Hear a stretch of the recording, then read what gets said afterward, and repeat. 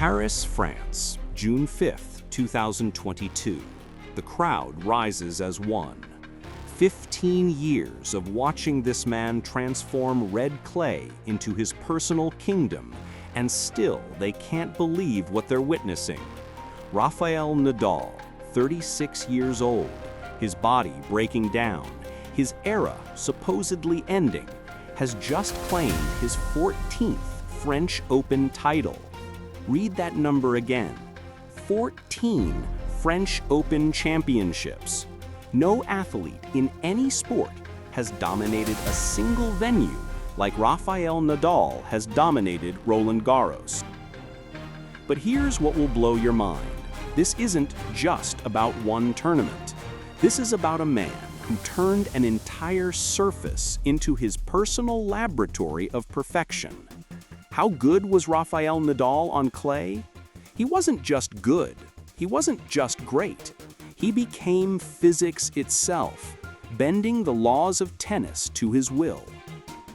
And if you weren't there to witness it, sit down, lock in, because we're about to show you what happens when talent meets obsession, when preparation meets destiny, and when a kid from Mallorca rises to claim the crown as the king of clay.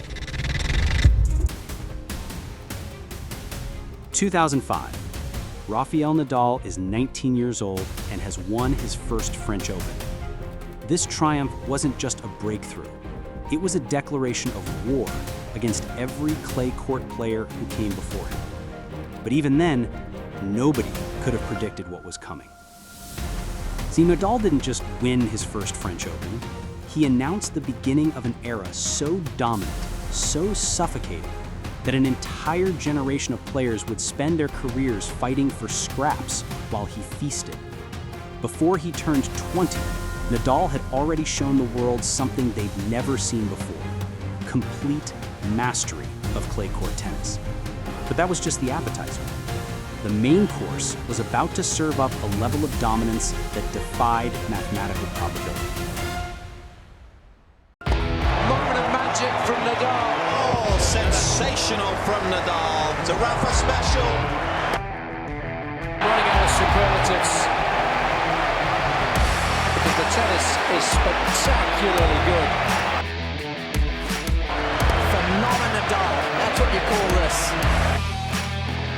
Oh, that's incredible. And that is what they have come to see from Rafael Nadal.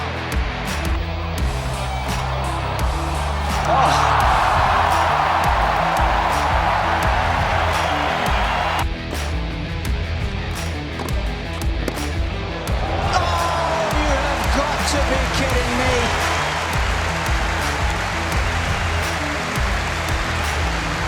How does he do it?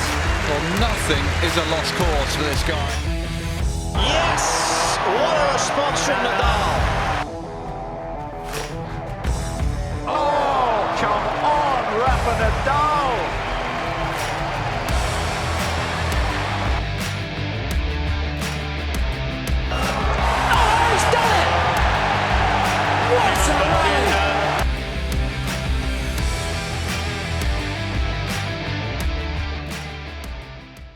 April 2005 to May 2007. 81 consecutive matches won on clay. Let's put this in perspective. That's not just winning tournaments. That's winning every single match for over 2 years straight. On clay, Rafael Nadal didn't lose a tennis match for 81 straight encounters. In those 25 months, Nadal won 13 clay court tournaments. 13, including multiple French Opens, multiple Master Series events, and everything else in between. Players would show up to clay tournaments knowing they were playing for second place. Nadal had turned competitive tennis into an exhibition sport. But wait, it gets more absurd. Between 2017 and 2018, at age 31 and 32, when most players are declining, Nadal won 50 consecutive sets on clay. 50 straight sets without dropping one. That's not just beating opponents, that's psychologically destroying them. making them question whether they even belong on the same court. Other players have winning streaks. Nadal had winning decades. Let's talk about the tournament that separates clay court players from clay court gods. Roland Garros, the French Open. Rafael Nadal's record at Roland Garros: 112 wins, 4 losses. Read that again. In 19 appearances at the most prestigious clay court tournament in the world, Nadal lost 4 matches. 4 out of 116. That's a 96.6% winning percentage at a Grand Slam tournament. Nadal turned the French Open into his personal playground. But those numbers only tell part of the story. 4 times, 2008, 2010, 2017, and 2020, Nadal won the entire tournament without losing a single set. He didn't just win, he dominated so completely that opponents couldn't even steal a set. In 14 French Open finals, Nadal was never taken to 5 sets. Never. In the biggest matches of his career, on the biggest stage in clay court tennis, he was so dominant that his opponents couldn't even force a deciding set. Only 3 players in tennis history have ever beaten Rafael Nadal at Roland Garros. 3. Everyone else? They came, they saw, they were conquered. Career record on clay? 484 wins, 51 losses. That's a 90.5% winning percentage across his entire career. But that number doesn't capture the true insanity. In best-of-5 set matches on clay, the format used at Roland Garros, Nadal's record is 137-4. 137 wins, 4 losses. That's a 97.1% winning percentage in the longest, most grueling format of tennis on his favorite surface. When matches went the distance, when physical and mental endurance mattered most, when champions were separated from pretenders, Nadal was practically unbeatable. 63 ATP titles on clay, the most in tennis history. That includes 14 French Opens, 12 Barcelona Opens, 11 Monte Carlo Masters, and 10 Rome Masters. He didn't just collect clay titles, he hoarded them. Between 2004 and 2014, Nadal reached 52 consecutive clay court semifinals. Think about that. For a decade, Nadal was guaranteed to be in the Final 4 of every clay tournament he entered. Guaranteed. Other players hoped to make semifinals. Nadal showed up expecting them. 2010. This is when Nadal transcended from great to mythical.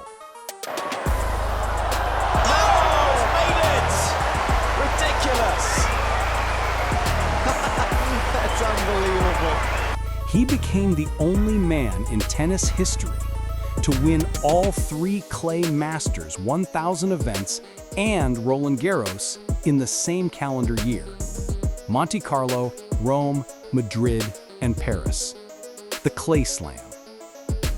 This wasn't just about winning tournaments. This was about achieving perfection across the entire clay court season. There it is. Rafa rewrites history. His 6th successive Monte Carlo title. Nobody has done that before in the Open era. Nadal is the champion in Rome once more. It's a 5-timer for him here now in the Eternal City. That ties him at 17 Masters 1000 events. That's a record. A straight sets win. Victory for Nadal. A record-breaking 18th Masters Series 1000 title. His 3rd of the season after earlier victories in Monte Carlo and Rome. That'll do it. Nadal holds to love. He's becoming the 2nd man to win 5 or more French Open titles against Söderling. It's just pure delight that he's the king of clay once more. But the most telling stat? Nadal's career. He lost back-to-back matches on clay only once. Once in his entire career. Every other time he lost on clay, he came back in the next match and reminded everyone why they call him the king. What made Nadal different wasn't just his record, it was how he changed the game itself. Before Nadal, clay court tennis was about patience, about waiting for opponents to make mistakes. Nadal turned defense into offense. He weaponized clay court physics and made them his personal arsenal. Let's talk about the most devastating shot in clay court history. Nadal's forehand wasn't just a tennis stroke. It was a physics experiment that opponents couldn't solve.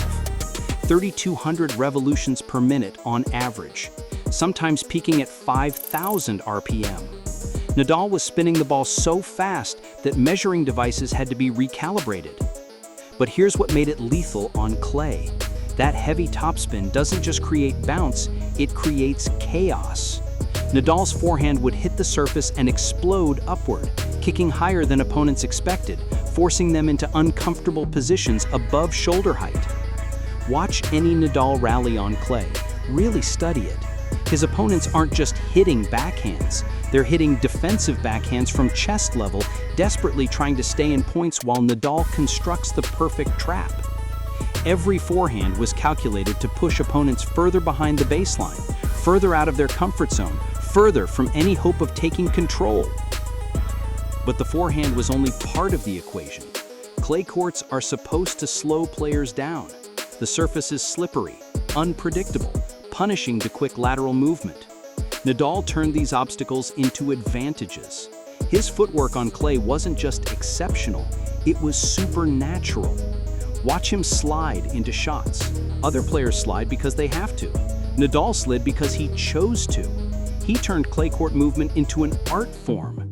His speed was terrifying, not just in straight-line sprints, but in those explosive first 3 steps that turned defense into instant offense. Watch him track down a ball in the corner that should be a winner.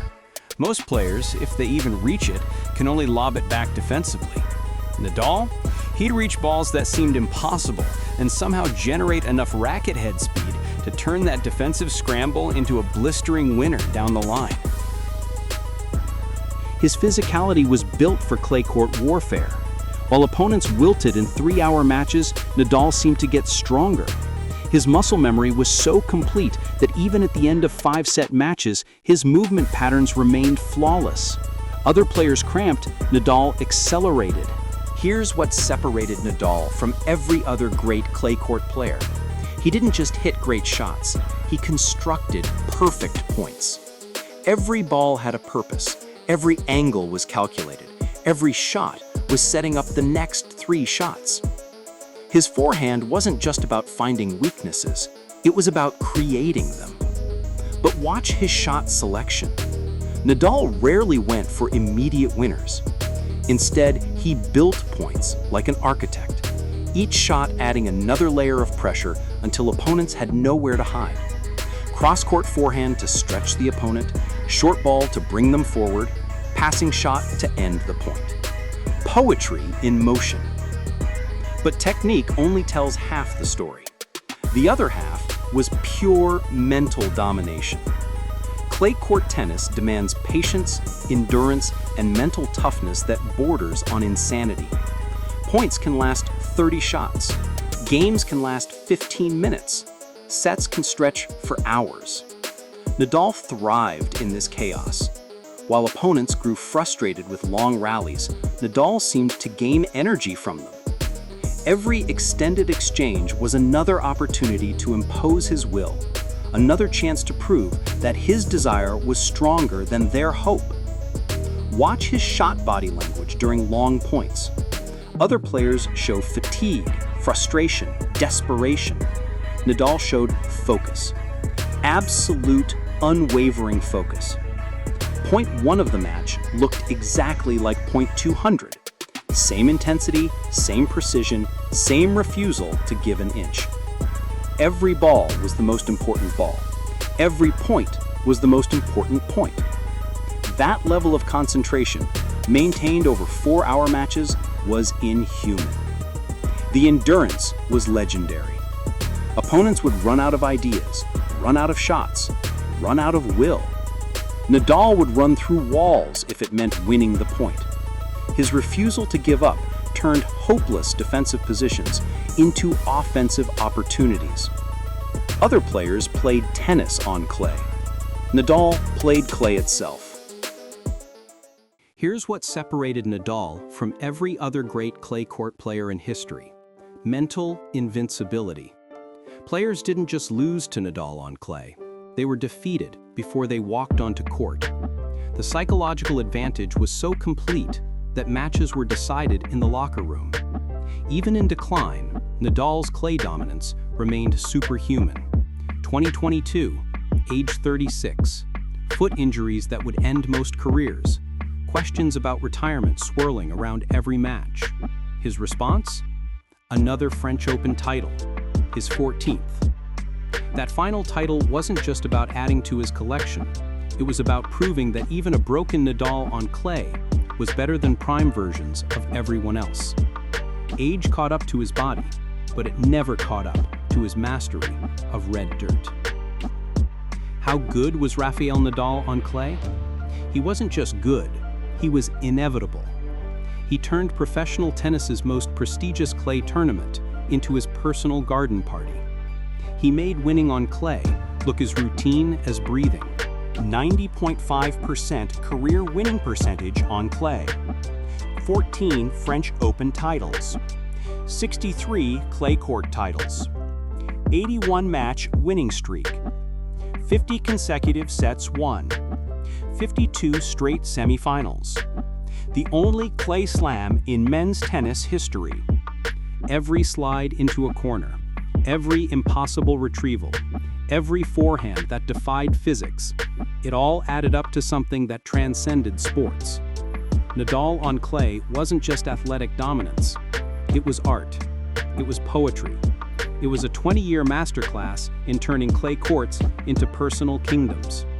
Rafael Nadal didn't just play tennis on clay. He became clay court tennis. And when the history of this sport is written, when all the records are compared and all the debates are settled, one truth will remain undisputed. No athlete in any sport has ever dominated their domain like Rafael Nadal dominated clay. Vamos, Rafa. The clay courts will never be the same.